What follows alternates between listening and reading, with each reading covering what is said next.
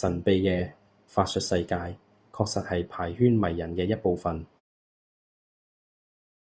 各位同好，大家好，歡迎來到底牌說真話。上一集同大家講到我哋請佛牌嘅真正目的，今日第三講，我哋再深入少少，傾一個大家都非常感興趣，甚至好多人係因為睇恐怖片或者聽靈異故事而被吸引入嚟嘅話題。佛牌背後嘅核心理念到底係咩？正統佛牌嘅佛法同出面流傳嗰啲神秘法術，甚至係陰牌，究竟有住點樣嘅客觀落差？我喺市場入面摸爬滾打咗20幾年，我經常遇到一啲啱啱入行嘅新朋友，或者係對泰國文化充滿好奇嘅藏家，佢哋雙眼放光咁問我：老闆，呢尊牌入面有冇入法術？師傅開光嗰陣有冇用咩特別嘅咒語？戴咗會唔會真係好似電影入面咁有股力量衝出嚟？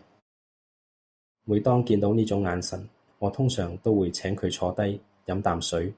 我唔會同你講嗰啲天花龍鳳嘅神話，但我亦唔會去否定呢啲事情嘅存在。今日我哋就站在一個絕對中立講事實嘅角度，將呢兩樣嘢嘅底牌徹底攤開嚟睇。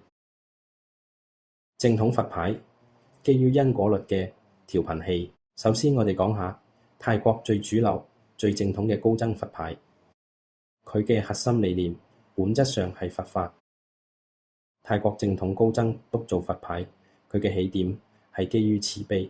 師傅將自己一生禪修嘅禪定力同埋經典入面嘅巴利文經咒，亦即係一種極度平和慈悲嘅法門頻率，定格喺聖物入面。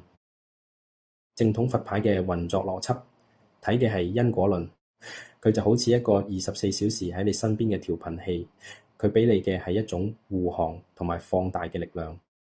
佢唔會強行幫你作弊，但係當你運氣低迷、面對困境嗰陣，佢散發嘅平穩磁場可以等大眾大事化小，等你在關鍵時刻有底氣撐過去。而當你自己精進努力嘅時候，佢就會幫你推波助瀾。呢個係正道嘅路向，得地收嘅係大師嘅德行，老料嘅包裝，求嘅係一份內心嘅審穩同埋細水長流。咁問題嚟啦，出面嗰啲神秘法術、降頭，甚至係大家聽落又恐怖又好奇嘅陰牌，又係咩一回事呢？我哋必須要承認，法術同埋陰牌在泰國嘅歷史文化入面係真實存在，而且自成一派嘅。呢個就好似一枚硬幣嘅兩面，有陽自然就有陰。如果話正統佛牌係溫和嘅調頻器，咁嗰啲特殊嘅法術同埋陰牌，佢嘅底層邏輯其實更像是一種類似利益交換或者高利貸借運嘅能量工具。嗰啲法術或者陰牌通常係利用一些比較特殊極端嘅材料，配合特定嘅亞讚或者巫師嘅法門，去強行跟一些無形嘅力量達成某種契約。佢追求嘅係短線、暴烈，甚至係即時嘅反饋。喺客觀嘅事實上，佢確實滿足咗某些人在特定時期對於偏財、感情或者力量嘅極端追求。網上面、電影入面傳到神乎其神嘅故事，多多少少都有啲現實嘅影子。選擇你能夠承擔嘅遊戲規則，既然兩者都存在，咁我哋應該點樣去看待佢呢？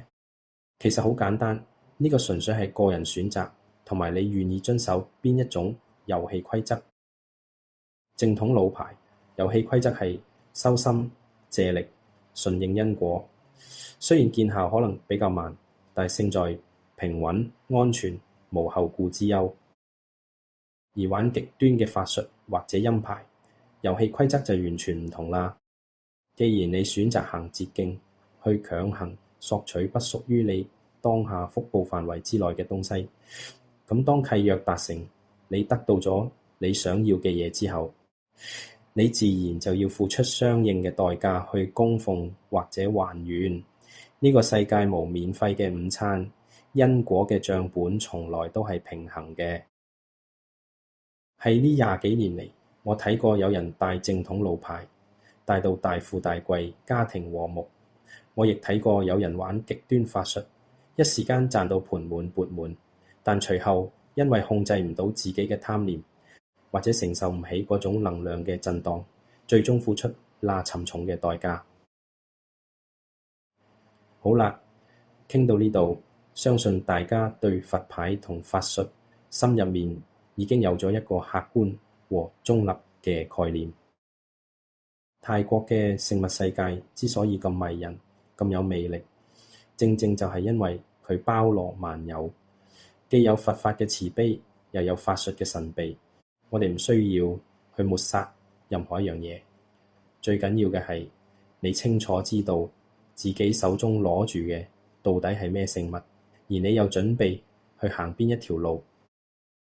既然講開牌圈嘅各種真實面貌，下一集我哋就探討一下佛牌會唔會越戴越稀，究竟係靈異磁場定係心理暗示？多謝大家今日嘅收聽同關注。